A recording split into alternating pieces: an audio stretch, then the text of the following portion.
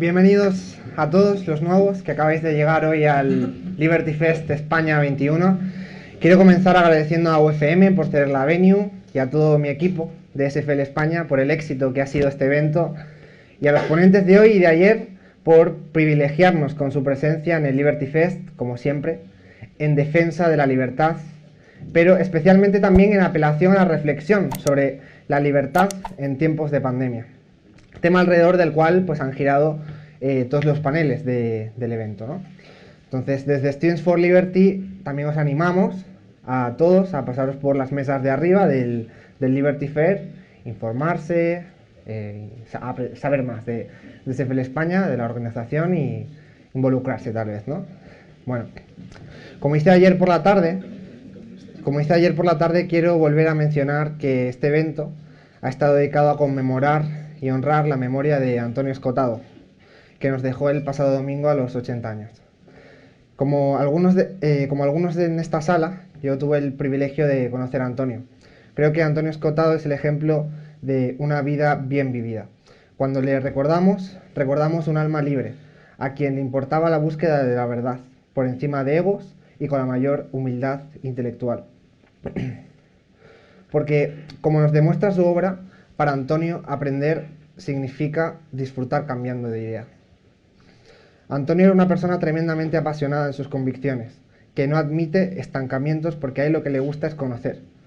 Y para él eso nunca tiene fin. Le recordamos como un outsider, un hombre que no tenía comparación.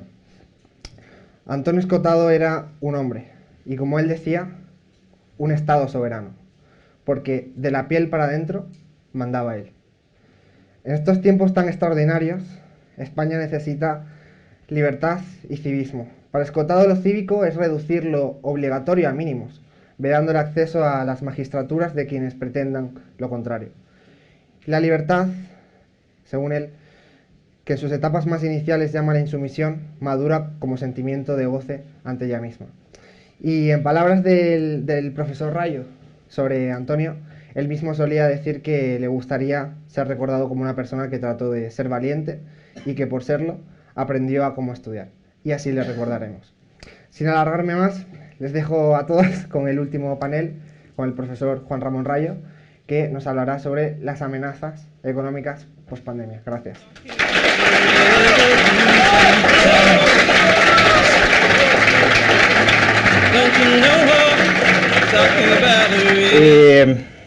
Nada, buenas tardes y muchas gracias a todos por el recibimiento, pero antes de empezar querría pedir, porque bueno, yo lo único que he hecho aquí ha sido venir, querría pedir un aplauso a toda la organización de Students for Liberty por haber montado este evento más impresionante.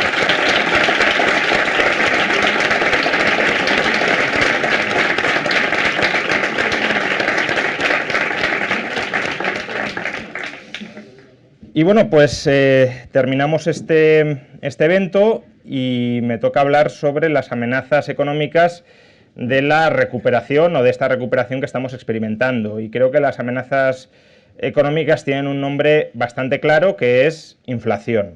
Es el término que se ha puesto de moda durante los últimos meses y voy a intentar contextualizar por qué la estamos experimentando y cuáles pueden ser las consecuencias a partir de este momento.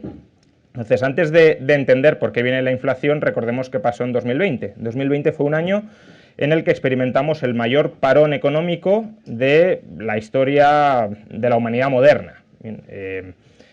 El Producto Interior Bruto se desplomó en un trimestre más de un 20%, por ejemplo en España. Hubo una parálisis del mercado laboral tremenda, que solo fue paliada en parte por esquemas de protección de rentas como son los ERTE, pero la actividad laboral se detuvo, y esto, que bueno, fue en España especialmente intenso, también se reprodujo en mayor o menor medida en otros países occidentales y no occidentales. Es decir, que el mundo en 2020 se tomó, hombre, utilizar el término a lo mejor es un poco frívolo, pero se tomó para que entendamos una especie de vacaciones forzadas donde se paralizó la actividad. Algo parecido a lo que sucede en el mes de agosto. En el mes de agosto se suspende gran parte de la actividad y se reanuda en septiembre. En agosto se paraliza porque la gente se va de vacaciones, afortunadamente, y claro, las fábricas en gran medida no funcionan o funcionan mucho menos, las personas están empleadas pero no están trabajando. Pues bien, en 2020 sucedió algo parecido. Durante gran parte del año no se trabajó, no se produjo. Y eso deja heridas desde el lado de la oferta, porque todo lo que habría que haber invertido en un año normal, en el año 2020, no se invirtió, y porque todo el mundo que suspendió su actividad laboral no se reincorporó aún hoy. Aún en España hay más de 200.000 personas que están en ERTE y veremos si no creciendo, porque además se están generando nuevos ERTEs, por ejemplo, en la industria automovilística, por el problema de abastecimiento del que luego hablaremos. Entonces, si la producción agregada, digámoslo así, depende de la inversión en capital, y depende de la mano de obra trabajando conjuntamente con el capital, en el año 2020 no solo es que suspendiéramos la actividad, es que hubo heridas en la capacidad de producción que se han quedado más o menos permanentes, que no se recuperan de un año para otro. Entonces, desde el lado de la oferta tenemos esa herida abierta, una herida de infrainversión durante el año 2020 y parte de 2021. Y a esa infrainversión y a esa caída de la producción de determinados sectores, de determinadas industrias, algunos achacan la aparición de cuellos de botella, que son los que están generando la inflación, que son los que están dando lugar a la inflación, de nuevo, anómala, fuertemente anómala, que estamos viviendo, la más alta en los últimos 30 años. De hecho, por ejemplo, el jueves salió el dato de inflación industrial, de aumento de precios de los productores a los distribuidores, que es la etapa previa a que los distribuidores nos carguen esos mayores precios, no proporcionalmente, pero sí en parte a los consumidores, y fue la más alta de toda la democracia, un aumento interanual del 32% de los precios. Entonces, esta inflación claramente anómala, algunos la están achacando a la existencia de estos cuellos de botella. Cuellos de botella significa que hay determinados sectores en la economía que no tienen la capacidad de aumentar, de escalar la producción al mismo ritmo y al mismo tiempo que está aumentando la demanda. El gasto en determinadas mercancías, en determinados componentes aumenta, ponemos por caso, un 50% y son capaces de aumentar la producción solo un 20%. Entonces, la diferencia del 30% es inflación, es mayores precios. Si aumenta la demanda y no aumenta la producción, la diferencia son aumentos de precios. Pues como digo, algunos dicen, no, es que como en el año 2020 la inversión y la mano de obra no estuvieron trabajando, no estuvieron dirigiéndose a incrementar la actividad dentro de la economía, pues ahora tenemos una especie de corsé que nos dificulta aumentar la producción. Y desde luego sería ingenuo o injusto pensar que parte de lo que sucede no se debe a esto.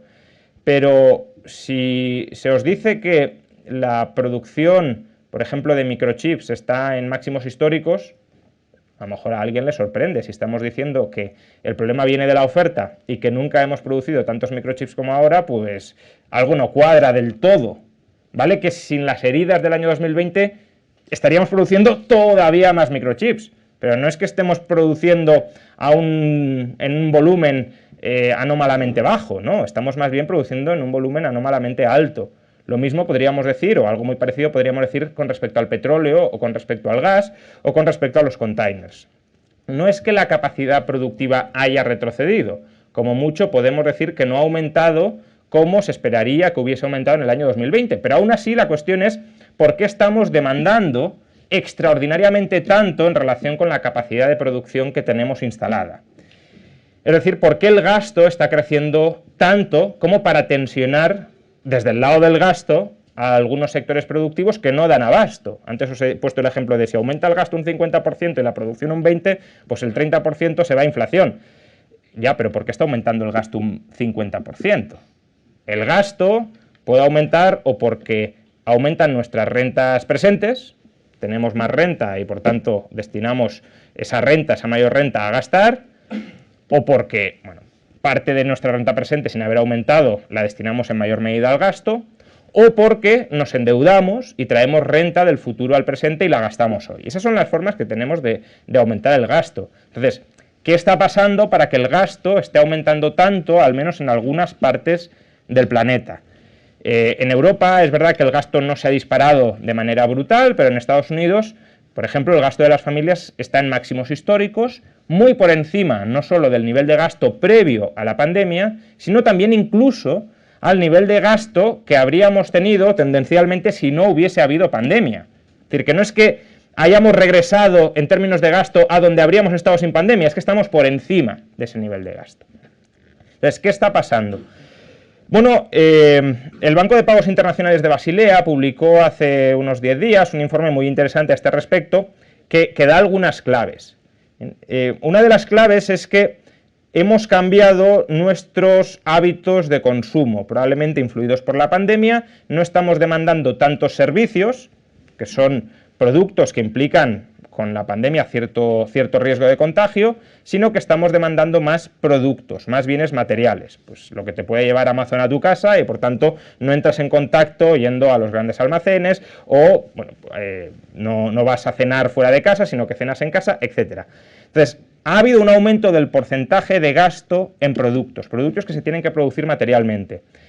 Entonces, esta recomposición del gasto tensiona, como decíamos antes, la estructura productiva, porque teníamos una estructura productiva adaptada a producir servicios y ahora le estamos demandando muchos más productos, muchas más mercancías tangibles que antes. Y por tanto hace falta una reestructuración de la estructura productiva, un reajuste de la estructura productiva que lleva tiempo, esto es algo que los austríacos suelen explicar y entender bastante bien, que lleva tiempo porque los bienes de capital no son homogéneos, son heterogéneos, por tanto no se pueden trasladar de un lado para otro, hay que crearlos normalmente desde cero y eso implica ahorro, implica inversión y por tanto tiempo.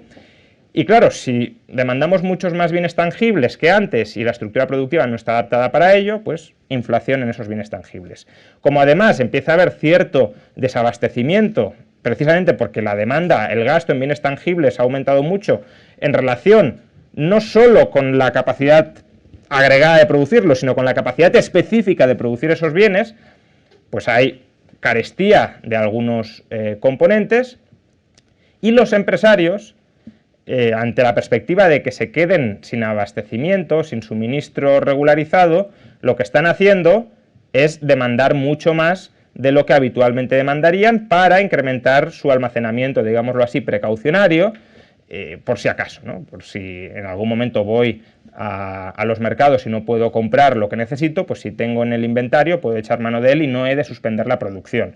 Por ejemplo, la industria automovilística española, como os decía antes, está suspendiendo ahora mismo la producción, está enviando a gente a ERTES. ¿Por qué? Pues porque no tiene los microchips que necesita para seguir produciendo. Si hubiesen incrementado su almacenamiento preventivo de microchips, pues podrían continuar la producción durante más tiempo. Este cálculo, que es un cálculo razonable, es el que están haciendo ahora mismo muchos empresarios. ¿Qué pasa? Si muchos de ellos aumentan su demanda precaucionaria de todo, pues el desabastecimiento se agrava todavía más.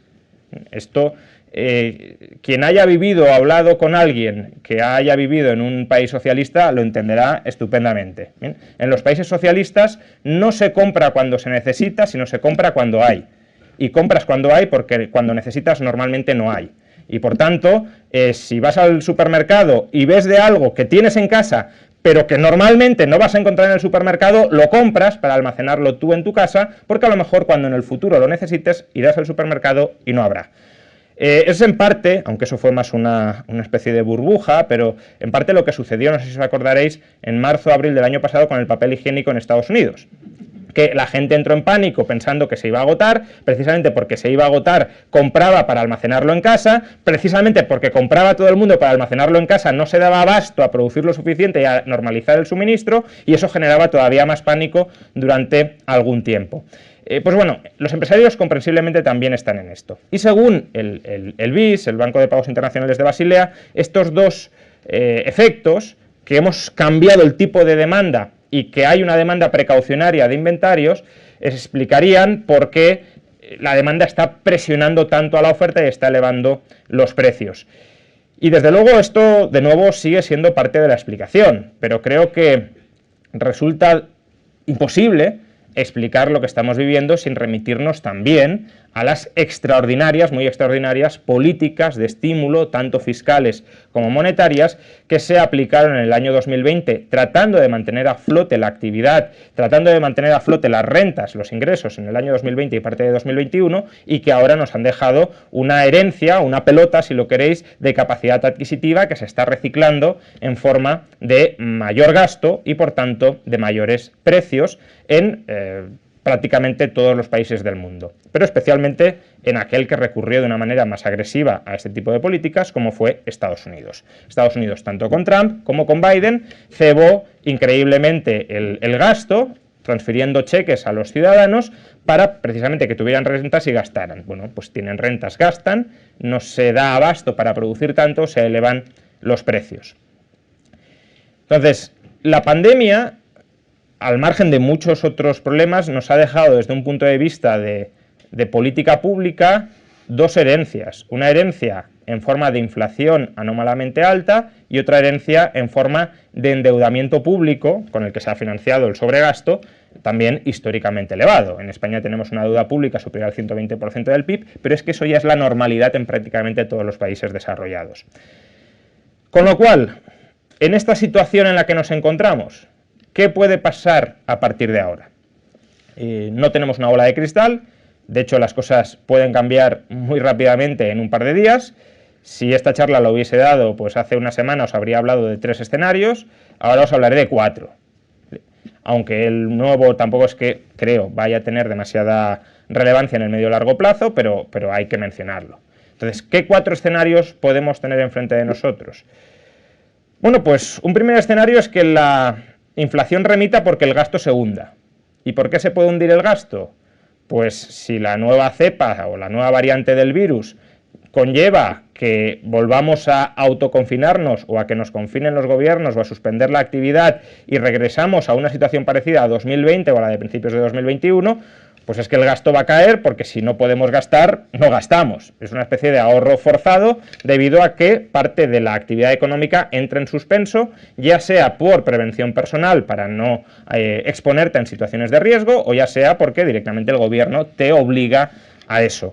Entonces, hay una posibilidad de que hasta ahora estuviéramos preocupados por la inflación debido a que estábamos creciendo, a que nos estábamos expandiendo, a que la gente gastaba mucho y ahora volvamos a caer en una especie de desinflación o incluso, según la magnitud de la suspensión de actividad si se diera, en una etapa de estancamiento de precios o de deflación.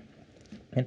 Como digo, creo que no se va a ir por una vía tan bruta o tan brutal como esta, aunque viendo lo que sucede, por ejemplo, en Austria, pues todo, y lo que parece que quieren aplicar en Alemania, todo podría llegar a suceder, pero, bueno, no sé hasta qué punto los gobiernos seguirán jugando con fuego, economías muy endeudadas, volverlas a someter a la parálisis del año 2020 o de parte del año 2021, en lugar de apostar por otras estrategias de convivencia con el virus. No lo sé, pero ese escenario macroeconómico, claro, hay que tenerlo en cuenta y es una posibilidad.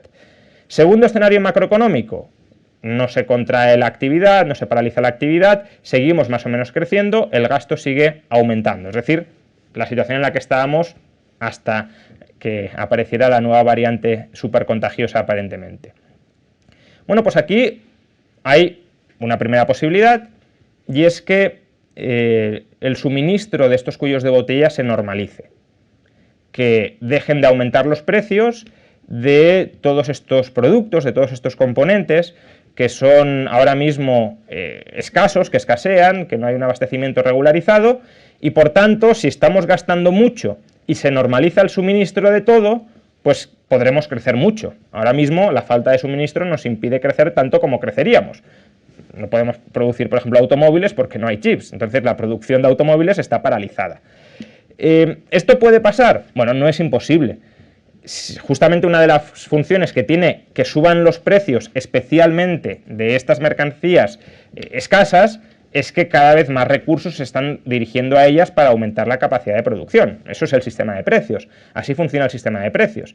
Entonces, si realmente la economía fuese tan rápida y tan eficiente como para escalar la producción de todo esto, pues quizá podríamos normalizar el suministro. Además, se pueden dar otras circunstancias, como que otras economías mundiales entren en crisis. Estoy pensando, por ejemplo, en China. Imaginad que China se frena por toda la confluencia de factores que estamos conociendo: crisis inmobiliaria, crisis energética, crisis incluso de modelo de crecimiento más profundo, crisis de ineficiencia masiva del sector público chino. Bueno, todo esto puede confluir en un estancamiento de China. Desde luego, en el tercer trimestre del año, no sé si visteis el dato, ya estaba estancada completamente. No sabemos si fue una cosa coyuntural o más persistente, pero en el tercer trimestre del año China creció en términos anualizados menos de un 1%.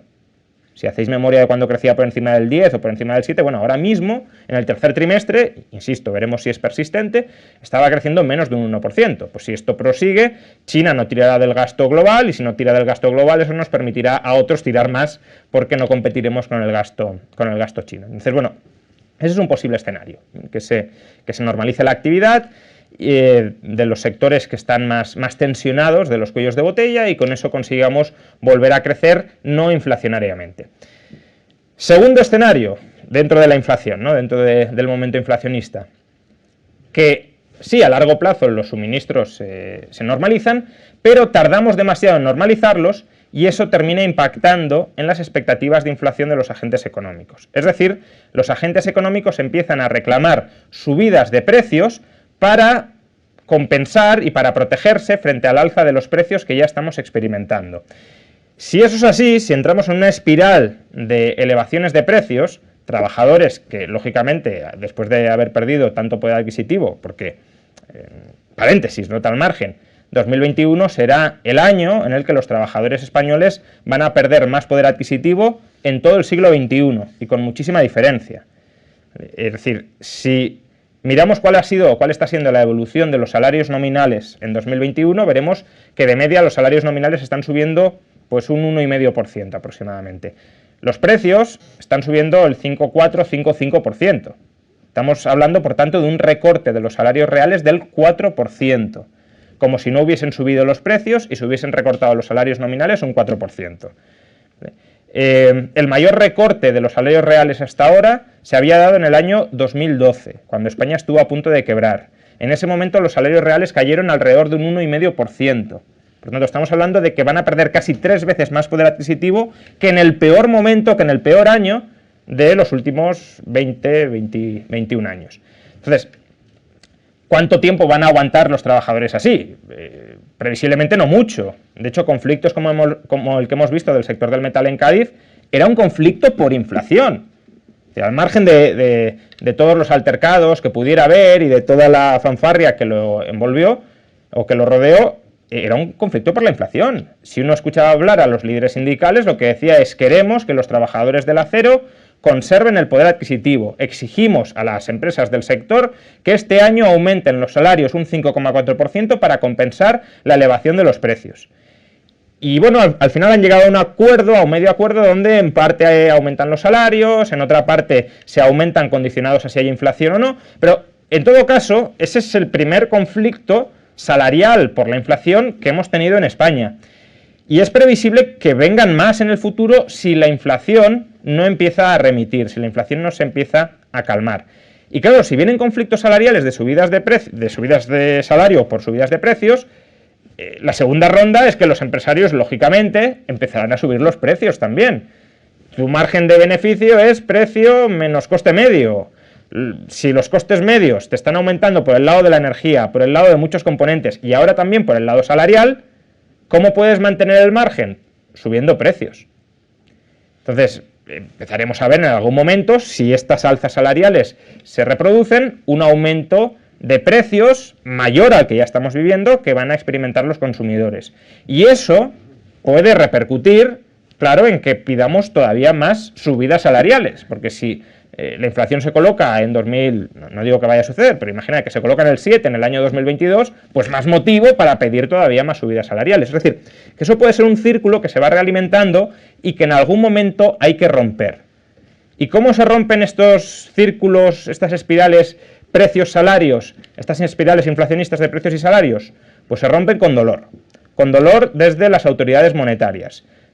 Alguien tiene que perder. Pierden los trabajadores, pierden los empresarios, pierden todos, pero alguien tiene que perder. Es decir, en algún momento hay que decir basta, no se siguen aumentando precios, no se siguen aumentando salarios.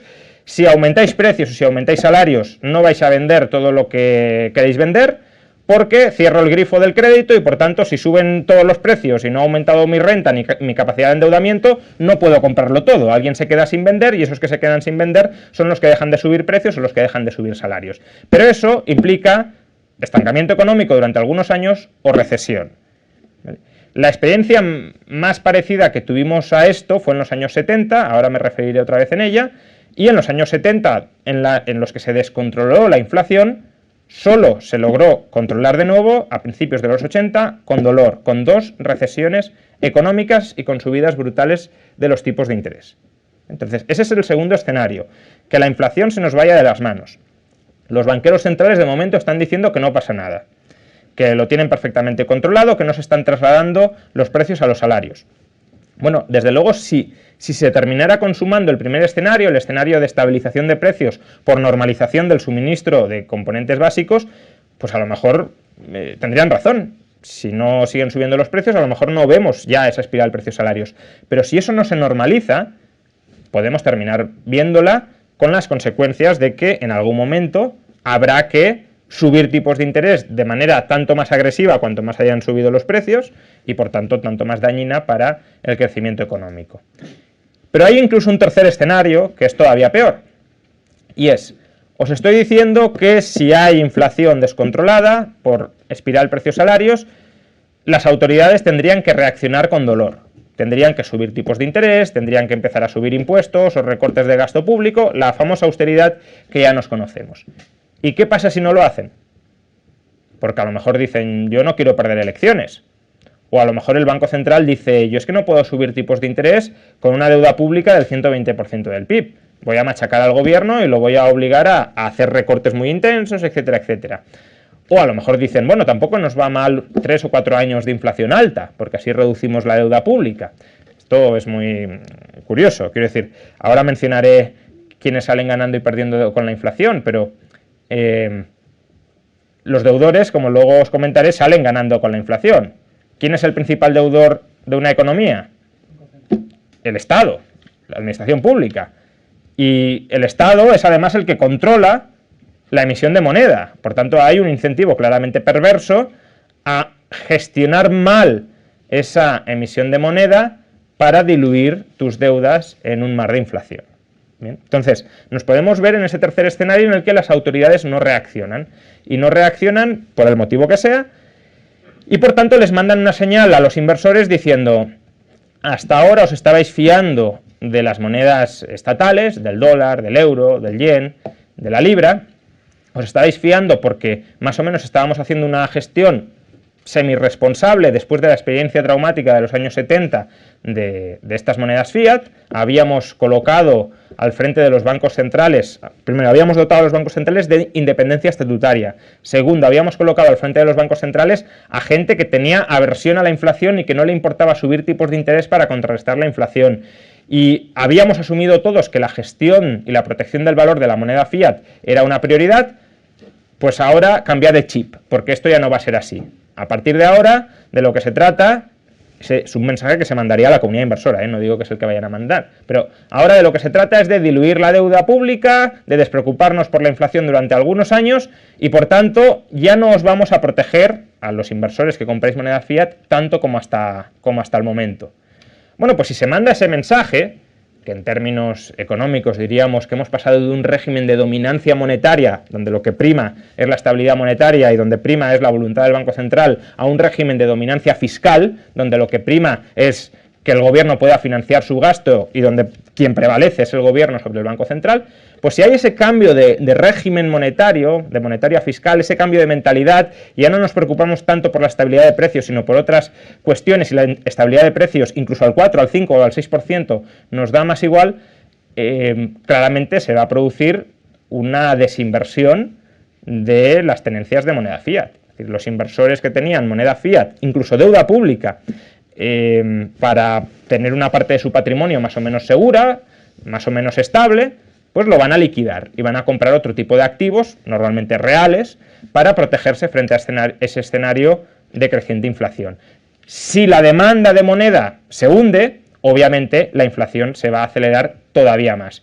Y eso es lo que os he comentado que sucedió en los años 70. En los años 70 hubo una crisis de credibilidad de las monedas fiat de todo el mundo porque acababan de romper con el patrón oro, no tenían ese ancla de credibilidad real y además los gobiernos no acertaban a la hora de volverse creíbles, a la hora de mandar un mensaje de credibilidad a la comunidad inversora, porque decían, bueno, nos preocupa el crecimiento, no nos preocupa tanto la inflación se debe al petróleo, no podemos hacer nada subiendo tipos de interés porque es un factor real, por mucho que subamos tipos de interés no va a aumentar la oferta de petróleo, etcétera, etcétera, etcétera.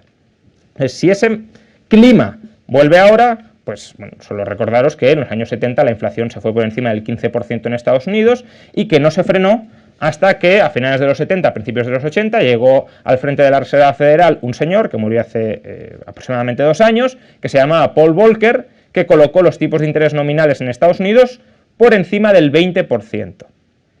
Si estáis siguiendo ahora mismo la crisis turca, que también tiene una inflación desbocada, y ha tenido tipos de interés cercanos al 20%, pues bueno, más o menos eso era Estados Unidos.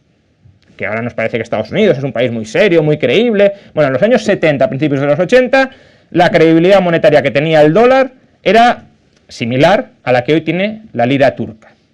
Y eso se ha desaparecido porque desde los años 80 ha habido una gestión responsable, más o menos, tanto de las finanzas estatales como de la oferta monetaria, de la autoridad monetaria, pero eso no significa que no pueda regresar si se empiezan a adoptar una serie de malas decisiones tanto desde el lado de la administración estatal como desde el lado de los bancos centrales. No estoy diciendo que vaya a suceder, porque más o menos las élites o oligarquías que están al frente de la Reserva Federal siguen siendo primas hermanas de las que estaban hace 20 años.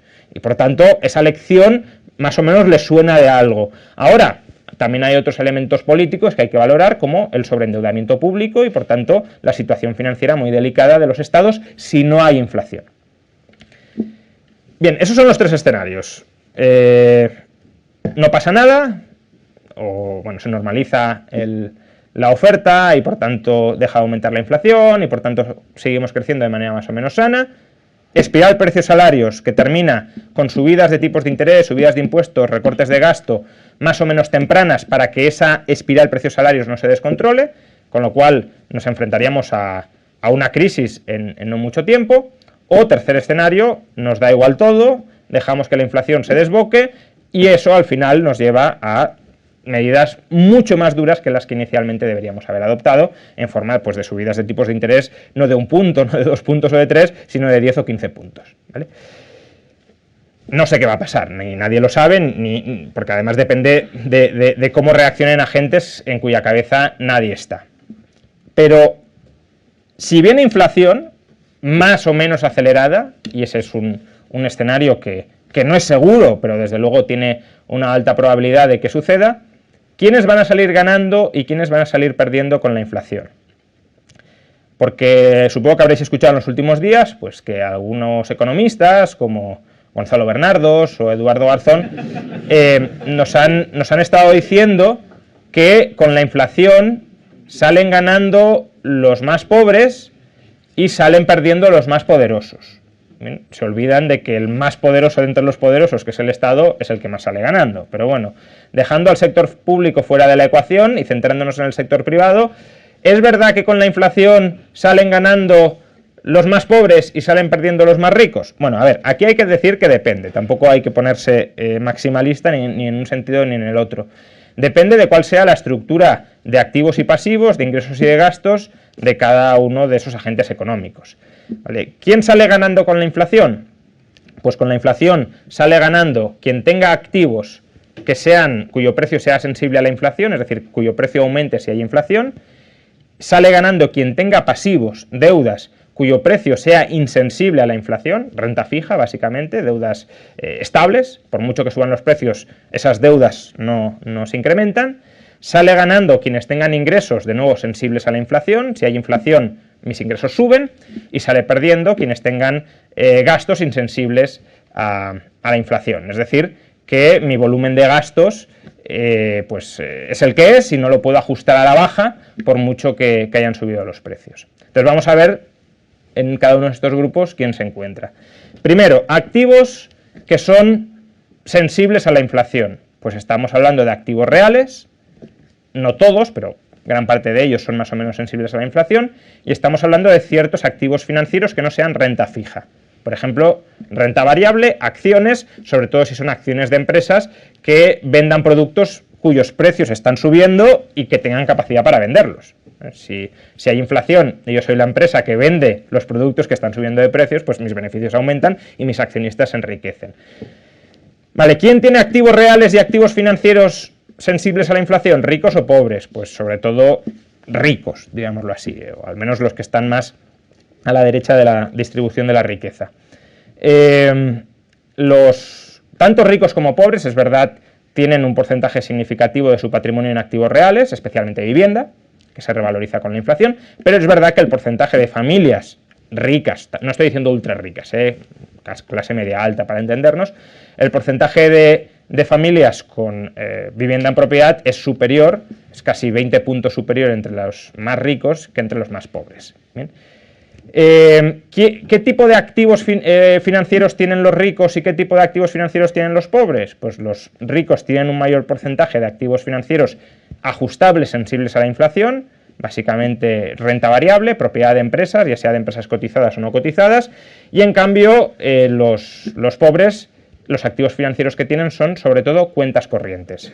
Las cuentas corrientes no se revalorizan con la inflación y por tanto, si hay inflación, ese patrimonio es devorado. Deudas. ¿Quién está más endeudado? Pues está más relativamente endeudado los pobres, eso es cierto, pero no hay mucha diferencia. En los pobres, en términos agregados, tienen una deuda 11-12 puntos sobre sus activos y los ricos 10 puntos, así que tampoco es que haya diferencias monstruosas. Pero bueno, en términos relativos, con inflación, bueno, habría que ver la estructura de la deuda, porque si la deuda es a tipo variable, se tenderá a revalorizar más, a incrementar más esa deuda que si es a tipo fijo, entonces habría que ver la estructura de la deuda, pero bueno, con la información disponible de porcentaje de deuda sobre activos, saldrían ganando relativamente más, en este caso, los pobres que los ricos. Ahora, en términos absolutos, saldrían ganando muchísimo más los ricos, claro, porque no es lo mismo el 10% del patrimonio de los ricos que el 11 o el 12% del patrimonio de los pobres, ¿vale? Ingresos. ¿Quién tiene ingresos más sensibles, más ajustables a la inflación? Pues aquí no he encontrado datos, pero claro, en parte la sensibilidad, la capacidad de ajuste de los ingresos a la inflación depende en buena medida de tu capacidad de renegociación salarial. Si tú puedes renegociar tus salarios al alza cuando hay inflación, pues tendrás esa mayor capacidad de ajustar tus ingresos a la inflación. Si no, pues no la tendrás. ¿Quién tiene mayor capacidad? Es difícil de decir porque, a ver, individualmente está claro que las rentas altas tienen mayor capacidad porque su oferta de trabajadores es más reducida, es más estrecha y por tanto tienen más poder de negociación que bueno, pues trabajadores no cualificados cuya oferta es muy amplia y muy fácilmente sustituible, pero bueno, también hay que tener en cuenta que los trabajadores no cualificados de oferta amplia pues pueden recurrir a conflictos colectivos como el que hemos visto en Cádiz, que más o menos han conseguido incrementar sus salarios a la inflación, o pueden verse beneficiados por algunas normativas estatales como subidas del salario mínimo, otra cosa es si conservan el empleo o no, pero aquellos que lo conserven verían incrementado su salario. Pero bueno, creo que aquí más bien tendemos a pensar o podemos tender a pensar que los ricos tendrán alguna facilidad más a ajustar sus ingresos al alza si hay inflación que los no ricos.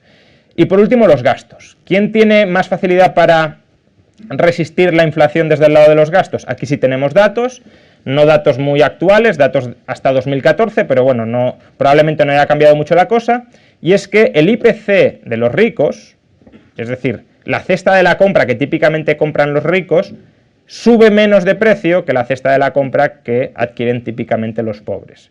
En concreto, las rentas más bajas se enfrentan a un IPC que suele estar hasta medio punto por encima del IPC general.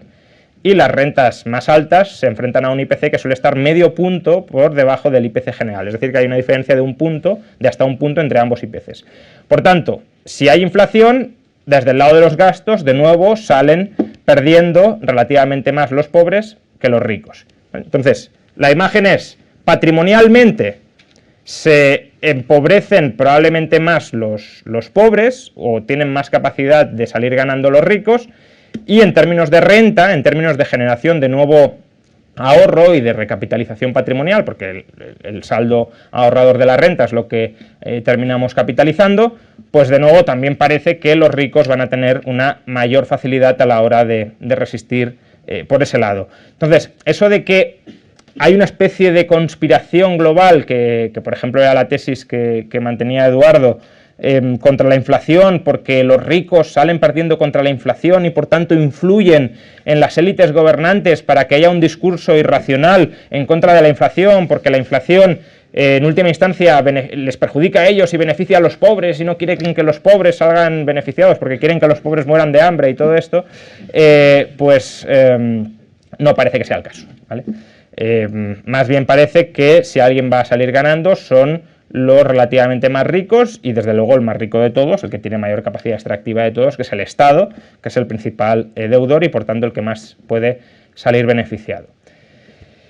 Simplemente, y ya para terminar, estamos en un escenario inflacionista, o al menos en el escenario con más probabilidad de generar en inflación de los últimos 15 años. Este escenario era un escenario que muchos negaban al principio. A finales del año 2020, principios del año 2021, había mucha gente que decía que no iba a venir inflación. Algunos en febrero o marzo empezamos a hablar de la posibilidad de que se materializara la inflación. Otros mucho antes que nosotros, ¿no? O que yo, o que otros, pero algunos sí que empezamos febrero o marzo a avisar de los riesgos de inflación. Luego, conforme la inflación se materializó, muy por encima de lo que prácticamente nadie había previsto, nos empezaron a decir que esto era transitorio, que esto no iba a durar mucho. Bueno, potencialmente todavía puede ser cierto, pero desde luego cuando decían que era transitorio, creo que no esperaban que fuera tan poco transitorio como lo está siendo. Y ahora nos dicen que la inflación es buena, que no nos tenemos que preocupar porque aunque no sea transitorio, que vamos a salir ganando. Pero realmente quien va a salir ganando es aquel que está provocando que haya esa inflación, o que está al menos empujando, ayudando a que haya esa inflación, que es el sector público, que es el Estado, manejando de una manera irresponsable las finanzas públicas y manejando de una manera crecientemente irresponsable la política monetaria. Porque no olvidéis que seguimos con la misma política monetaria que en el año 2020. Es decir, seguimos con exactamente las mismas compras, con exactamente la misma inyección monetaria mes a mes que en el año 2020, cuando la economía estaba clausurada, estaba cerrada. Y además se trata de un escenario que va siendo crecientemente irresponsable porque en el año 2020 no había inflación y por tanto eran unas compras que incluso desde un punto de vista ambiental, si lo queréis, se podían llegar a entender. Pero cuando tienes una inflación tan alta como la que tienes, mantener el mismo programa de compras, de monetización de activos, mantener un déficit público que no se aleja demasiado del año 2020, cuando fue un año verdaderamente excepcional en la historia de la humanidad, pues es un comportamiento muy irresponsable que, si termina degenerando en una inflación persistente, pues será un fracaso absoluto para la ciudadanía de las élites que nos gobiernan, aunque sea un éxito para las élites que nos gobiernan. Muchas gracias.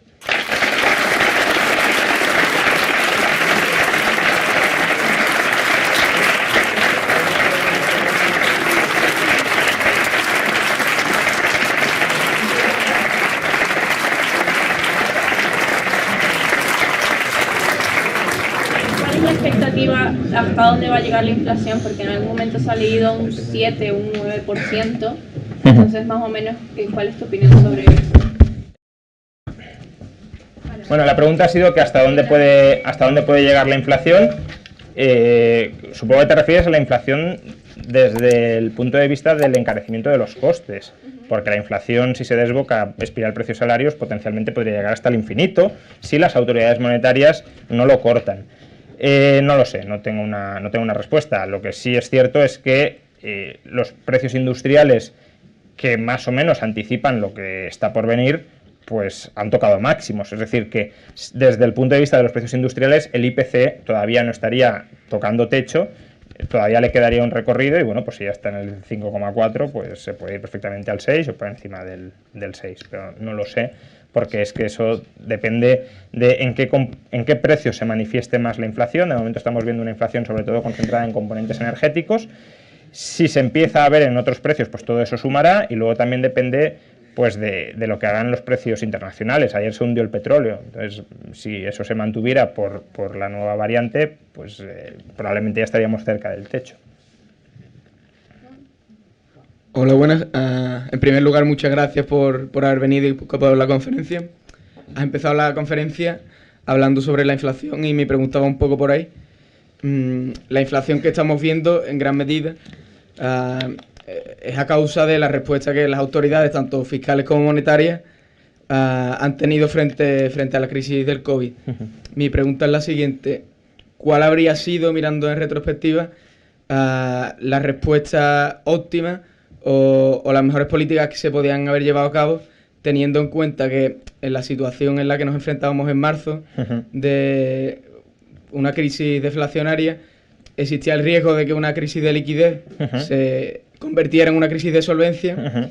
Y cómo se podrían haber llevado a cabo medidas que garanticen esa liquidez, evitando que posteriormente, cuando se reabra la economía, acabemos en inflación, que es lo que estamos viendo. Bueno, habría que haber sido más austeros desde un punto de vista presupuestario, con políticas de apoyo de rentas bastante más específicas y concentradas. Algunos hicimos una propuesta ya por abril del año pasado, si no recuerdo mal, sobre medidas que se podían adoptar. Por ejemplo, pues claro, si tú paralizas la economía e impides que la gente se gane el pan, pues algún tipo de programa de mantenimiento de rentas tienes que aprobar, eso es evidente. Ahora, mantener los ERTE durante tanto tiempo, porque ahora las empresas que están en ERTE no es que no puedan trabajar, es que no ha regresado la demanda. Bueno, a lo mejor durante los próximos meses, si volvemos a suspensiones de actividad, sí, pero durante los últimos meses las empresas que estaban en ERTE no es que no pudiesen trabajar legalmente, es que les ha cambiado el panorama económico y pues mientras están pensando a ver qué sucede, les están manteniendo con gasto, ¿no? Entonces, eso, tanto en España como en Estados Unidos, donde se mantiene este tipo de programas, está frenando la reconversión, la readaptación de la estructura productiva de la economía. Luego, en el año 2020 podría tener sentido políticas de mantenimiento de la liquidez, si fueran necesarias, que esa es otra cosa. Quiero decir, aquí se inyecta liquidez porque sí, sin que a lo mejor la banca tenga ninguna necesidad de liquidez, simplemente como medida preventiva o garantista para dar confianza. Pero lo que no tiene mucho sentido es que se mantengan esas medidas de liquidez conforme se va reabriendo la economía en el año 2021. Y es que ahora ya no son medidas para mantener la liquidez, ni siquiera ellos mismos te las justifican así. Te las justifican como medidas para impulsar el crecimiento, para apuntalar la recuperación. Pero claro, si tú tienes una recuperación que al menos en Estados Unidos, en Europa no es tan así, pero en Estados Unidos sí, se debe al excesivo gasto que hay, ¿cómo estás alimentando tú ese excesivo gasto con ese tipo de políticas? Luego, claro, programas como el de Biden, el plan de infraestructuras, pues a ver, a lo mejor tiene sentido. Quiero decir, Estados Unidos es verdad que tiene una subinversión en infraestructuras desde hace décadas muy acusada, pero ¿es este el mejor momento? Políticamente para Biden supongo que sí, porque dice, yo gobierno estos 4 años y si no lo hago yo ya no lo voy a hacer nunca, supuestamente. Pero desde el punto de vista económico, cuando tienes una crisis inflacionaria como consecuencia de que la economía está trabajando a pleno rendimiento, ¿le vas a añadir todavía más gasto de infraestructuras? Pues es que claro, toda esta combinación de políticas pues no es la más adecuada. Luego hay otra que no he mencionado, que es la transición energética, que no está directamente vinculado con esto, pero que se suma a todo esto. Claro, si tú apuestas por energías que hoy por hoy, la tecnología, son más caras, pues es otro componente que se suma a la inflación. Entonces, ¿qué habría que haber hecho? Pues mantenimiento de rentas, mantenimiento de liquidez y soltar eso lo antes posible para que la economía se reajuste y para no utilizar eso en instrumentos de estímulo, que es en lo que se han convertido.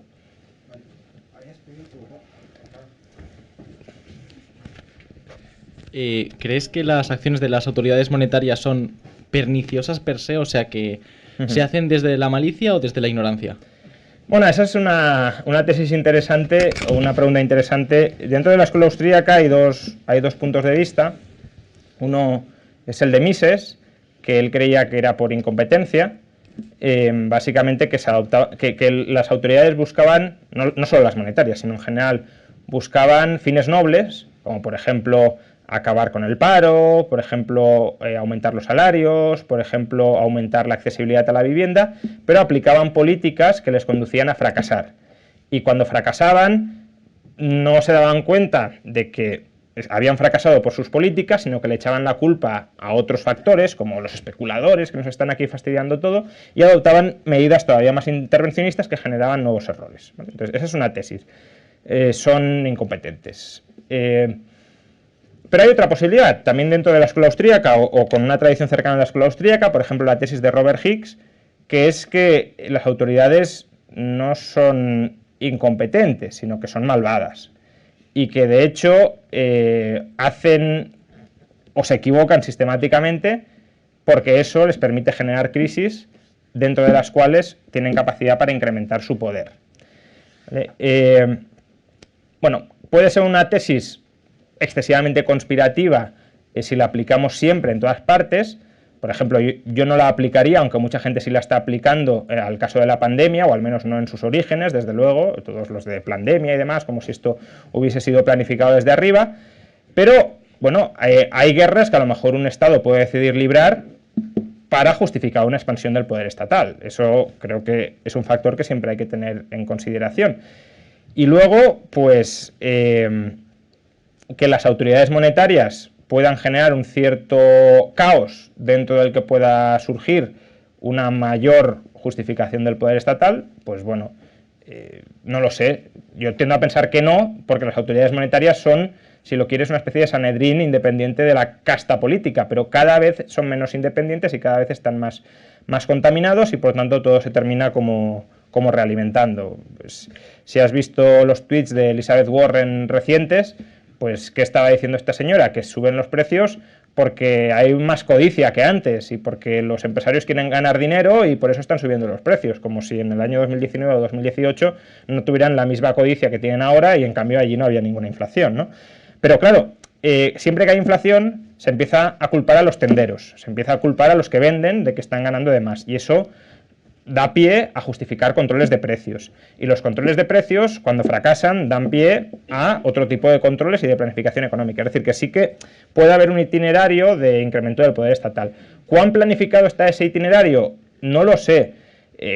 Yo tiendo a pensar que son más incompetentes y que no pueden planificar tanto, porque además están como que son muy cortoplacistas, ¿no? Es decir, están pensando en la supervivencia a corto plazo. Pero sí que es cierto que hasta cierto punto pueden decir, bueno, y si pasara esto, tampoco pasa nada porque iríamos en esa dirección que tampoco nos es muy perjudicial. Hola, ¿qué tal? ¿Qué tal? Tenía un par de apreciaciones. Cuando te has referido al tema de que es uno de los beneficiados el Estado, no has tenido en cuenta, o al menos no has citado, pero yo creo que estaremos de acuerdo, en que los tipos de interés, digo, los tipos de impositivos no tienen por qué ser lineales, véase el IRPF, por lo cual ya no solo es que si nos duplican el sueldo por inflación no es que paguemos el doble, sino que pagamos mucho más, porque los tipos impositivos no se ajustan por inflación, cosa que tampoco nadie ha propuesto. Esa es la primera cuestión. La segunda cuestión era con respecto a los activos que te protegen. No has hablado de bonos ligados a la inflación. ¿Y qué piensas de productos un poquito más complejos y más institucionales, tipo los IRS y demás? A ver, sobre lo primero, totalmente de acuerdo. Al final, si decimos que la deuda pública se diluye con la inflación, ¿por qué se diluye? No es que se deje de pagar. Es que el Estado tiene más ingresos nominales y, por tanto, el volumen de ingresos nominales sobre la deuda que hay que pagar, pues es mayor, ¿no? Y además, pues como has dicho, los ingresos no crecen linealmente, sino que si no se deflactan los tramos del IRPF a la inflación, pues suben sobreproporcionalmente. Lo que es una renta media pasa a ser, a efectos fiscales, una renta alta y por tanto paga tipos impositivos mucho más altos. Lo primero, de acuerdo. Lo segundo, es verdad que tienes productos de renta fija, más o menos ligados o vinculados a la inflación y que te pueden proteger, ¿no? De hecho, con los bonos vinculados a la inflación es justamente uno de los instrumentos con los que intentamos, es complicado, pero los que intentamos anticipar cuáles están siendo las expectativas de inflación, ¿no? Si uno coge el tipo de interés del bono no ligado a la inflación y lo compara con el del bono ligado a la inflación, pues en teoría la diferencia entre ambos tipos de interés, no ahora, sino del interés, ¿no? El interés a 30 años, por ejemplo, es qué inflación esperamos que va a haber a 30 años. Como digo, es complicado porque la liquidez o la actividad en el mercado de los bonos no indexados es mucho mayor que la de los bonos indexados y, por tanto, el tipo de interés de los bonos indexados se puede mover sin que necesariamente haya un movimiento fundamental, ¿no? Se puede mover por consideraciones de liquidez y entonces hay que estimarlo vía modelo, pero bueno, lo estimamos así. El problema es que la penetración de esos productos es muy escasa. Es tan escasa que además no está generalizada ni muchísimo menos entre las rentas bajas y por eso, aunque he dicho que las rentas bajas tienen renta fija, es una renta fija básicamente en forma de cuenta corriente que no tiene ningún tipo de vinculación a la inflación y por tanto ni siquiera fondos monetarios. Ah, perdona, había entendido fondos monetarios. No, ni siquiera fondos monetarios, sino que instrumentos monetarios ultra básicos que no están indexados, ¿no? Entonces, creo que básicamente lo que he dicho antes sobre cómo afecta la inflación a cada uno de ellos, pues no se ve modificado. Instrumentos monetarios que te protejan de la inflación puede ser interesante para mantener tu liquidez, incluso en un contexto inflacionista, pero claro, suelen ser instrumentos que rentabilidad, vamos, negativa, porque pagas el coste de ese mantenimiento de la liquidez protegido frente a la inflación, ¿no? Entonces, es interesante el instrumento o el concepto de la naturaleza del activo, pero tiene una penetración escasa y es caro. Es caro para quien lo quiera comprar y normalmente lo comprará quien crea que lo puede necesitar para aprovechar oportunidades de mercado, que suele ser también pues, una cierta minoría de la población inversora, ¿no? Hola, buenas tardes. Por aquí también. Perdón. Sí, quería preguntarle un par de cuestiones. La primera relacionada con la inflación. ¿Qué pasaría en un hipotético caso en el que llegara un Javier Milei al Banco Central Europeo, cerrara el banco y tirara la llave al mar, o sea, se dejara de imprimir moneda? ¿Cómo reaccionaría el mercado en este escenario? Y en segundo lugar, cambiando un poquito de tercio, hablando un poquito de las pensiones, que tengo mucho interés y sigo mucho sus vídeos con este tema, ¿cuál sería una propuesta realista en el contexto actual por el cual hacer una transición desde el sistema actual de pensiones hacia un sistema, digamos, sostenible, privado de pensiones? ¿Cuál sería una manera viable? Sé que es un tema muy extenso, muy complicado, pero digamos unas líneas generales por donde podría ir encaminada. Si, en fin, ¿cuáles serían las vías por las que ir? O sea, yo creo que las dos propuestas a corto plazo son bastante irrealizables. Por un lado, cerrar el Banco Central te llevaría a la bancarrota de todo el sistema bancario, básicamente, porque la banca actual es tremendamente ilíquida y depende de ese mantenimiento de liquidez que le pueda proporcionar el Banco Central. De hecho, Javier Milei dice que quiere cerrar el Banco Central, pero no quiere cerrar la Reserva Federal, al menos no ha dicho eso, quiere cerrar el Banco Central de Argentina, lo cual es algo muy razonable. Es como haber cerrado el Banco de España para los españoles adoptando el Banco Central Europeo, pero estás reemplazando un Banco Central por otro, no te estás quedando sin Banco Central, ¿no?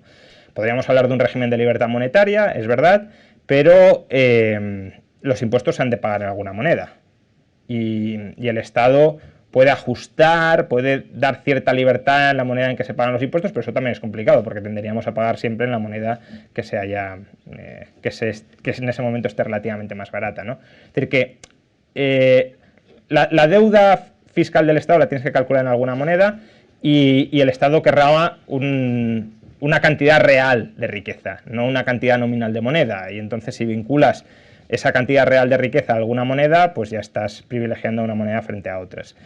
¿Que se puede dar más libertad de elección monetaria? Sí, pero bueno, en gran medida ya la tenemos, ¿eh? Es decir, tú puedes aquí abrir una cuenta en dólares, yo tengo dólares en mi cuenta corriente y nadie me dice nada, ni nadie me busca las cosquillas de ningún tipo, al menos de momento. Ya veremos si en el futuro se establecen o se restablecen controles de capitales como los que hubo, no lo olvidemos, hasta los años mediados de los 90. ¿Bien? Entonces, cerrar el Banco Central es complicado por eso. Incluso en un sistema de banca libre tendrías un Banco Central privado. No un Banco Central estatal privilegiado, es cierto, pero sí un Banco Central privado que actuaría como banco de bancos.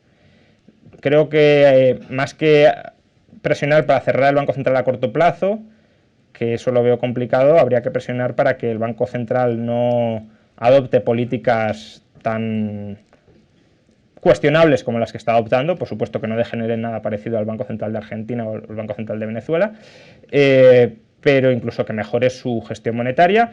Y una vez tengas un sistema bancario líquido, ahí sí te podrías llegar a plantear cerrar el Banco Central, pero hasta ese momento lo veo complicado. Y con la transición, 3/4 de lo mismo.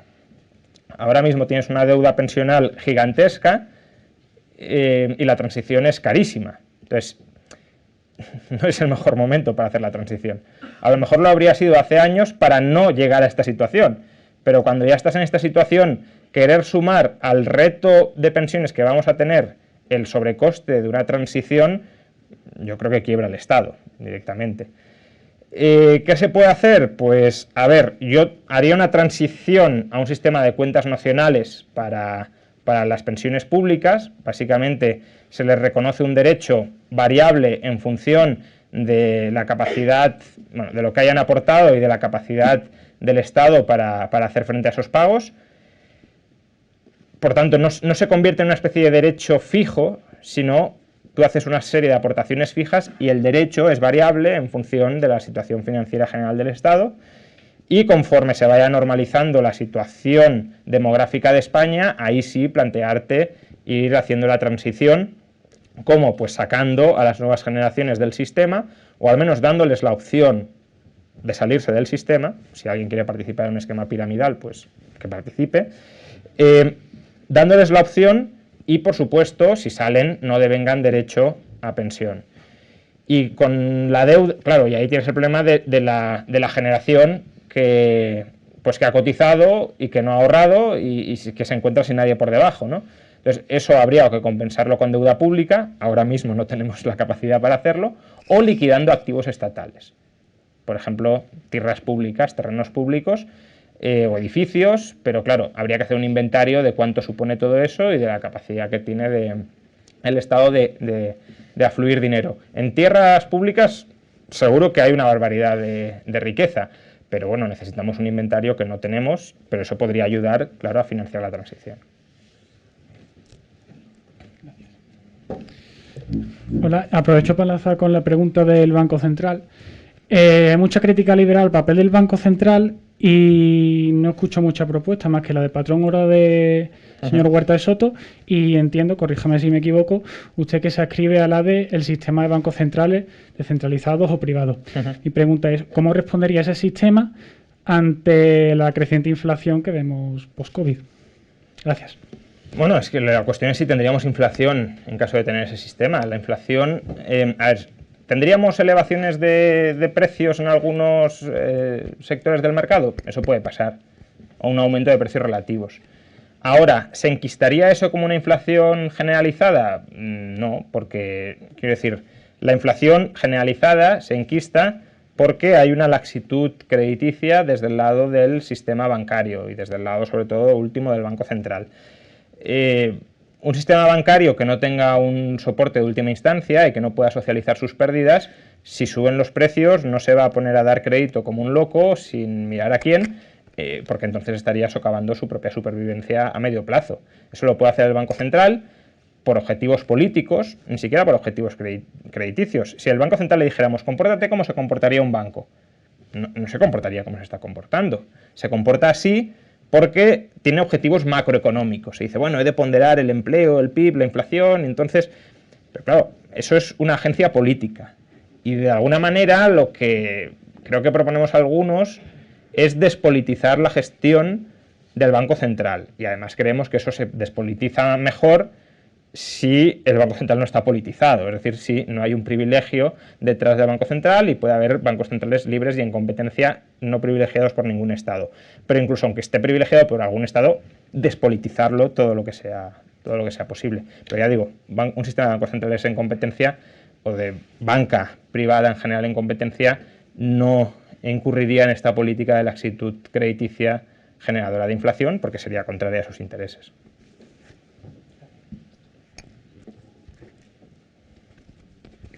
Muy buenas. Mi pregunta más que nada es un poco sobre el tema de la inflación, de lo que venías hablando, primero, ¿qué nos impediría actualmente al Banco Central Europeo llegar a ser algo como el Banco Central de Argentina? O sea, ¿qué le impediría seguir dándole a la máquina y seguir imprimiendo?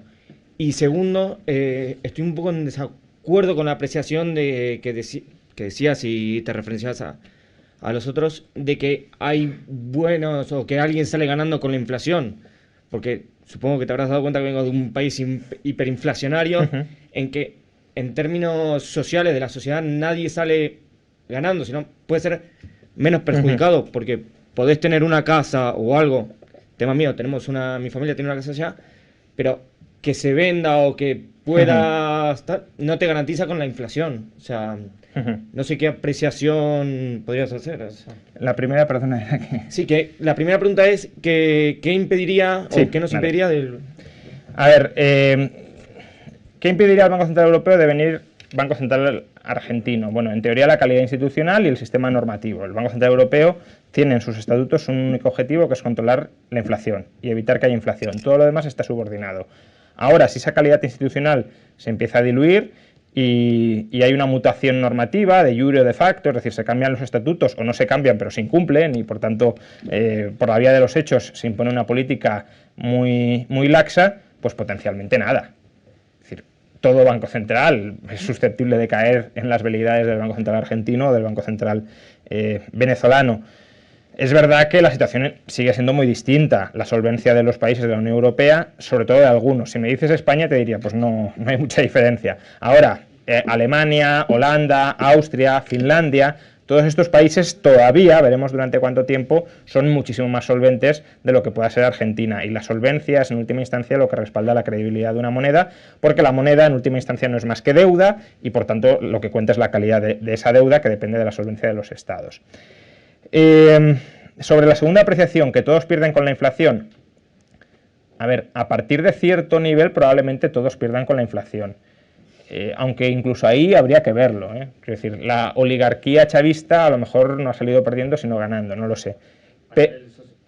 A nivel, me refiero a nivel gente común, no... Vale, claro, es que cuanta mayor es la inflación, menos van siendo los beneficiarios, claro. Pero una cierta inflación, o sea, toda inflación o deflación, muchas veces los austríacos son deflacionistas y también. La inflación y la deflación generan consecuencias redistributivas. Hay unos que ganan y otros que pierden. Entonces, si hay inflación muy alta y yo me he hipotecado muchísimo este año, pues a mí me regalan la casa, ¿vale? Porque yo, a efectos prácticos no he de pagar la hipoteca. ¿Y quién se arruina? El que me ha dado la hipoteca, que le devuelvo nada a efectos prácticos. Entonces, durante los años 70 en España hubo una generación que construyó su patrimonio sobre la inflación. Y eso es así. Y por eso hay algunos que ahora reclaman inflación. A mí me puede beneficiar personalmente la inflación, pero también lo veo como una forma de hacer trampas en la partida. Es como decir, bueno, pues yo ahora que he firmado un contrato de deuda, voy a pedir que haya inflación para que el que me ha dado la deuda no la cobre. Bueno, pues también podría pedir, expropiale el crédito y me condonas la deuda, ¿no? Entonces, hasta cierto punto sí hay ganadores y perdedores. Aunque puedas decir que a lo mejor el PIB en su conjunto no crece tanto como crecería, vale. Pero internamente hay algunos que ganan y otros que pierden e incluso hay algunos que pueden ganar muchísimo. De hecho, volviendo a lo de Venezuela, en Venezuela se han hecho fortunas justamente por la inflación y por el control cambiario y por todo el tráfico del control cambiario. Te compro los dólares a este precio y los revendo en el mercado a este otro precio. Entonces, posibilidades para que algunos se forren con la inflación gigantescas. Y el Estado mismamente, claro. Sí, aunque incluso el Estado yo te diría que no sé hasta qué... O sea, cuando ya se cae en una cosa como la de Venezuela, el Estado venezolano maneja hoy más recursos de los que manejaría si no hubiese habido inflación, si hubiese habido un crecimiento razonable, etcétera, o no, maneja menos. Ahora, probablemente la oligarquía chavista no estaría en el poder si eso hubiese sucedido. Hola, profesor. ¿Me oye? Sí, pero no te veo. Ah, vale. Yo le quería preguntar por su posición minarquista.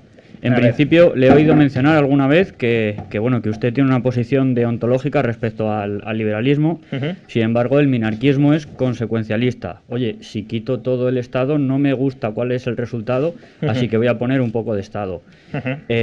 Una respuesta que le he visto dar en alguna ocasión es, bueno, pues si el Estado es inevitable, es como Thanos, no es un equilibrio... Yo esa comparativa no la he hecho. Bueno, lo he hecho yo. Es un equilibrio, no es un equilibrio de Nash fuerte, entonces a medio o largo plazo es posible que vuelva a resurgir. Así que vamos a tener un poco de Estado.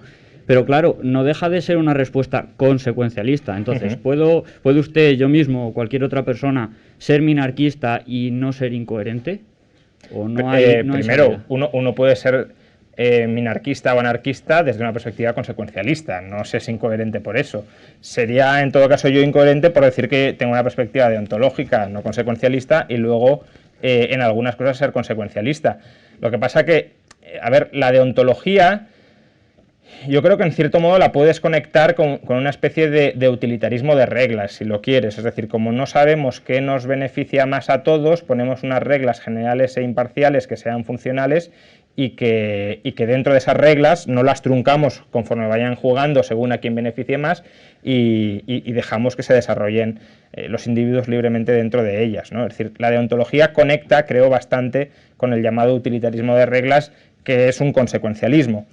A mí me cuesta ser deodontólogo, digámoslo así, sin hacer ningún tipo de apreciación consecuencialista. Quiero decir, si tú dices, mira, yo he descubierto el mejor sistema normativo posible, ¿qué es este? Y vemos que conduce a la extinción de la humanidad, pues, hombre, algo tendrás que revisar ahí o algún tipo de límite a la aplicación de determinadas de esas normas generales y abstractas, creo que tendrás que fijar. Hay algunos que dicen, pues, aunque tenga que hundirse el mundo, que prevalezca la justicia, pero la justicia es un fenómeno humano para sociedades humanas y si no hay sociedad humana no hay justicia, no, es un concepto que resulta inaplicable. Entonces, a mí me gustaría que el Estado no existiera, es decir, no le veo ningún tipo de justificación moral al Estado, sobre todo si tiene una raíz coactiva. Si es una comunidad política voluntaria, por supuesto que sí, pero al Estado, tal como ha surgido históricamente y tal como se ha desarrollado, no le veo ningún tipo de justificación moral. Ahora, si el Estado no puede desaparecer porque, digamos, es un parásito tremendamente adaptativo del que no nos podemos desprender de ninguna de las maneras, y si el parásito no está en esta sala, viene de una sala de fuera y nos termina parasitando, decir, vamos a eliminar el Estado y que vuelva a surgir un Estado quizá incluso peor que el que teníamos, porque el Estado que tenemos ahora le hemos puesto algunos límites, pero si viene una serie de salvajes de fuera y nos conquistan y establecen otro Estado, hay que empezar desde cero. Pues, vale, sí, habrá sido coherentemente deontológico, pero al final habrás tenido unos resultados consecuencialistas horrorosos. Entonces, ¿para qué predicas la deontología si te conduce a un fracaso prácticamente generalizado? Porque la deontología te sirve para ser imparcial, en plan, oye, que tú estás perdiendo y el otro está ganando, pero ¿por qué le has de quitar al que está ganando para compensar al que está perdiendo si no ha habido ninguna violación de derechos, de normas, ¿no? Es como en un partido. No me gustan las normas porque hemos perdido, las tendríamos que haber cambiado para que ganara. No, oye, jugaste aceptando estas normas y ha habido uno que ha ganado y ha habido otro que ha perdido. Ahora, si todos o prácticamente todos pierden con esas normas, con la norma, por ejemplo, de nos cargamos el Estado, hacemos tabla rasa sin importar las consecuencias, no sé hasta qué punto tiene eso relevancia, vamos, que no sé para qué estás predicando esas normas exactamente.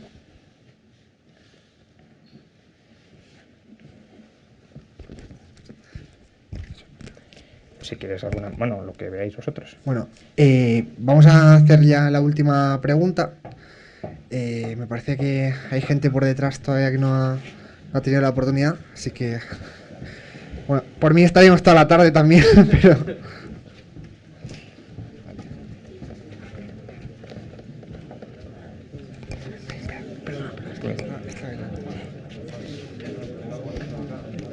Buenas, ¿se oye bien? Sí, bien. Bueno, son dos cosas rápidas. En realidad son tres, perdón. En primer lugar, la deontología no es contraria al consecuencialismo. Hay muchos kantianos utilitaristas que siguen a Stuart Mill precisamente porque usan el apartado deontológico para delimitar la ley moral. Pero, bueno, voy. te has ganado un poco la fama de tibio socialdemócrata dentro de la comunidad libertaria. Me la han colocado más que nada. No, y tienes razón.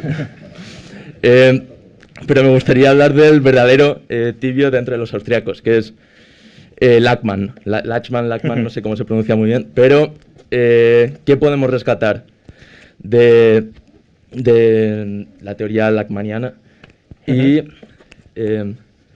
primero contesta eso y después hago. O sea, la verdad es que no he leído de filosofía política de Lachmann, no he leído mucho. De teoría económica creo que se puede rescatar prácticamente todo. A mí Lachmann como economista me encanta, tanto la perspectiva que os he mencionado antes de la heterogeneidad del capital y de la difícil reconvertibilidad del capital es una perspectiva claramente lachmanniana.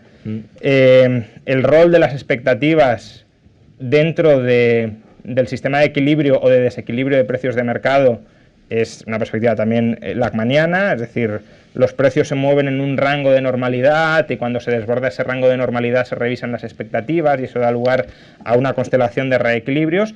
Y luego, por último, la perspectiva de desequilibrio permanente en el mercado y del papel equilibrador que tiene el promotor o el empresario, creo que eso de nuevo, y de los arbitrajes que va haciendo para reequilibrar, creo que eso de nuevo es muy valioso. Hay más cosas, ¿no? No sé, estoy pensando así, por ejemplo, la crítica que le hace Lachmann a la trampa de la liquidez de Keynes, como un sistema bancario descapitalizado en lugar de como un sistema bancario que atesora liquidez por atesorar liquidez. Bueno, todo eso son contribuciones. La crítica que le hace Lachmann a Rafa y a los neorricardianos también es muy rescatable. No sé, bueno, a mí Lachmann como economista me gusta muchísimo. Ahora, como filósofo político, pues no, la verdad es que no conozco mucha de su perspectiva. Sí, y la segunda pregunta era, ahora que ha venido Selgin a España, ¿cómo crees que va a cambiar el panorama de la teoría bancaria respecto a los 100%istas? Su reacción. Hombre, a ver, yo no sé hasta qué punto, por fortuna, la perspectiva dominante en España es el 100%ismo. Creo que no lo es, o desde luego no lo es claramente, como poco. ¿Qué papel va a jugar Selgin? Pues depende de lo que se quiera implicar. Tampoco sé lo que se va a querer implicar en el debate español, porque él parece que ha venido a vivir aquí, pero a seguir con los debates de Estados Unidos. No tanto participar en debates españoles, pero bueno, desde luego podremos contar con él mucho más a menudo de lo que era hasta el momento. Seguro que con esta casa, con la Universidad Francisco Marroquín, con OMA también, pues va a colaborar en mayor o menor medida, pero va a colaborar. Y bueno, creo que va a aportar una perspectiva que no era desconocida en España, ni mucho menos, pero bueno, conocerla de primera mano de él siempre va a ayudar. Aún así, también hay que reivindicar la perspectiva propiamente española de este debate, que no es ni el 100%, que es una importación de Estados Unidos, que no es tampoco la teoría bancaria o neobancaria, como diría Huerta de Soto, de Selgin, que de nuevo también está importada de Estados Unidos, sino que, bueno, es la doctrina de las letras reales, que, bueno, podríamos decir que está importada de Hungría, si queréis, pero se ha cultivado con mucho cariño desde España y que está en una posición más cerca de la de Selgin, desde luego, que la de Huerta de Soto, pero tampoco compran ni mucho menos todo el planteamiento de Selgin, que es un planteamiento de equilibrio monetario a través de gestión de los pasivos bancarios, casi despreocupándose de los activos bancarios, cuando el valor de todo pasivo viene explicado por los activos que tiene detrás. Bueno, pues muchas gracias a todos por venir. Ha sido 2 días muy emocionantes para todos, la verdad. Sobre todo para mi equipo. Quiero agradecer especialmente a Alberto, que ha estado ahí codo con codo en una organización express en 3 semanas. La verdad es que se ha quedado incluso gente, creo, de pie. O sea, esto ya es para mí increíble. Además, en estos tiempos de pandemia que no tenemos claro si la gente ibais a estar vosotros más acérrimos a venir o no. Quiero agradecer al profesor Rayo, amigo de esta casa, amigo de SFL. Y bueno, esperamos veros en la próxima edición del Liberty Fest y en los próximos eventos tanto de la UFM, de SFL. Ya sabéis que tenéis arriba el Liberty Fair, donde os podéis informar más sobre lo que queráis. Y bueno, hasta la próxima y un aplauso para